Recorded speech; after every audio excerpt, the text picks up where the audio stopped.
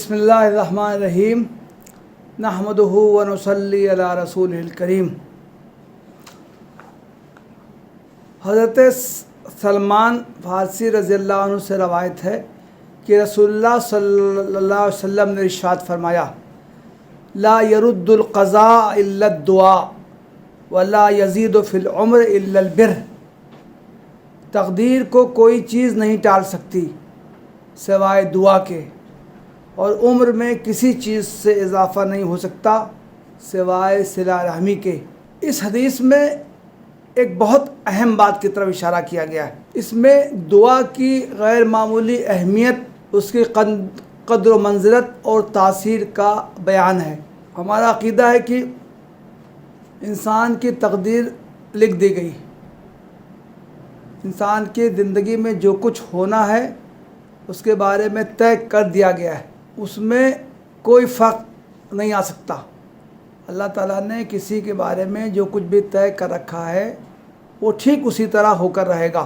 اس حدیث سے معلوم ہوتا ہے کہ نہیں، دعا کے نتیجے میں بھی تقدیر ٹل سکتی ہے۔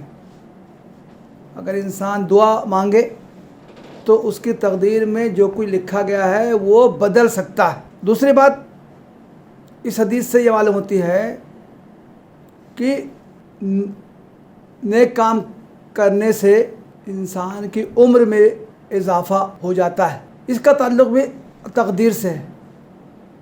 انسان جتنی زندگی لے کے آیا ہے اتنا اس کو گزارنا ہے۔ جب اس کی موت طے کر دی گئی ہے اس وقت اس کو موت آ جائے گی، نہ 1 منٹ پہلے آ سکتی ہے نہ 1 منٹ بعد آ سکتی۔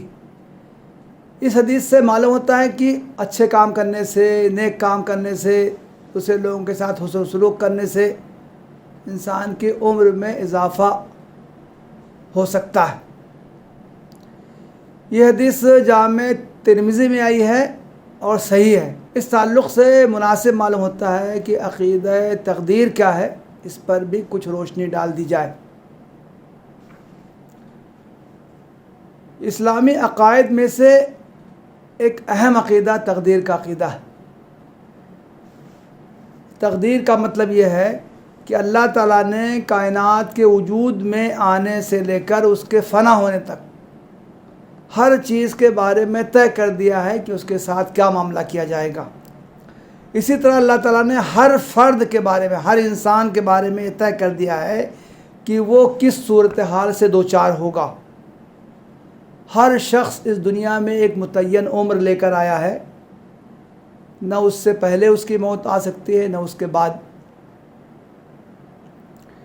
اس حدیث سے اور اس مضمون کی دوسری احادیث سے معلوم ہوتا ہے کہ اس معاملے میں 2 چیزوں کا استثناء ہے، ایک دعا، دوسرے صلہ رحمی۔ دعا سے تقدیر بدل سکتی ہے اور صلہ رحمی سے عمر میں اضافہ ہو سکتا ہے۔ اس حدیث کے شارحین نے بتایا ہے کہ اس حدیث میں تقدیر کا ٹل جانا اور عمر میں اضافہ ہونا دونوں کے مجازی معنی بھی ہو سکتے ہیں اور ان کا حقیقی مفہوم بھی مراد لیا جا سکتا ہے۔ یہ حدیث جامع ترمذی میں آئی ہے، اس کی شرح تحفۃ الاحوذی کے نام سے ہے۔ اس شرح میں اس حدیث کی جو تشریح کی گئی ہے مختصر الفاظ میں اس کو بیان کر دینا مناسب معلوم ہوتا ہے۔ اس کی شرح میں کہا گیا ہے کہ اس حدیث میں تقدیر مجازی معنی میں ہے۔ اس سے مراد وہ تکالیف، مصائب اور پریشانیاں ہیں جن میں مبتلا ہونے کا آدمی کو اندیشہ رہتا ہے۔ مثلاً وہ بیمار ہوگا یا نہیں، بیمار ہونے کی صورت میں اس کو شفا ملے گی یا نہیں۔ یہ اللہ تعالیٰ کی طرف سے طے شدہ ہے، لیکن پھر بھی اسے علاج معالجہ کرنے اور اللہ سے صحت کی دعا کرنے کا حکم دیا گیا ہے۔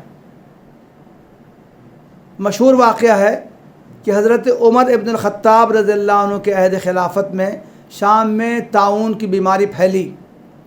حضرت عمر رضی اللہ عنہ وہاں جا رہے تھے، راستے میں انہیں اس بیماری کے پھیلنے کی خبر ملی تو انہوں نے واپس ہونے کا فیصلہ کر لیا۔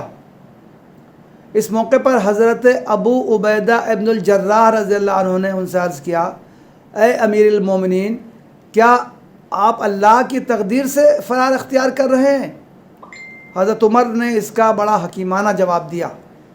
انہوں نے فرمایا، نفر من قدر اللہ الی قدر اللہ، اے ابو عبیدہ، ہم اللہ تعالیٰ کی تقدیر سے اللہ تعالیٰ کی تقدیر کی طرف جا رہے ہیں۔ دوسرا مطلب اس حدیث کا یہ بیان کیا گیا ہے کہ اس میں تقدیر حقیقی معنی میں آیا ہے۔ اس صورت میں تقدیر کو ٹالنے سے مراد اسے برداشت کرنا، اسے گوارا کرنا اور اس پر راضی برضا رہنا ہے۔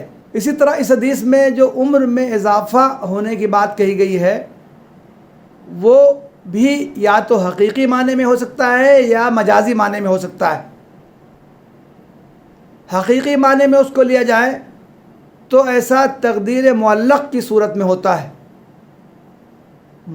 مثلا اللہ تعالیٰ نے یہ طے کر دیا ہو کہ اگر اس شخص نے فلاں کام نہیں کیا تو اس کی اتنی عمر ہوگی، اگر اس نے فلاں کام کیا تو اس کی عمر میں اضافہ ہو جائے گا، اس کو تقدیر معلق کہتے ہیں۔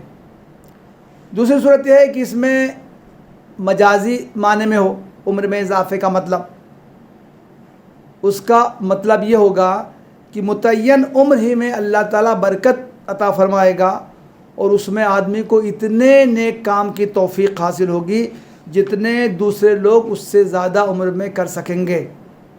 بہرحال اس حدیث سے معلوم ہوتا ہے کہ ہمیں دو چیزوں کا خاص طور سے اہتمام کرنا چاہیے، ایک دعا، دوسرے رشتہ داروں، متعلقین اور دوسرے انسانوں کے ساتھ حسن سلوک۔ ہم میں سے کون شخص ہوگا جس کی یہ خواہش نہ ہو کہ اسے پریشانیوں اور تکالیف سے نجات مل جائے اور اس کی عمر میں اضافہ ہو؟ اس لیے ہمیں ان کاموں کا التزام کرنا چاہیے جس سے ہماری یہ توقعات پوری ہوں اور ہماری مرادیں بر آئیں۔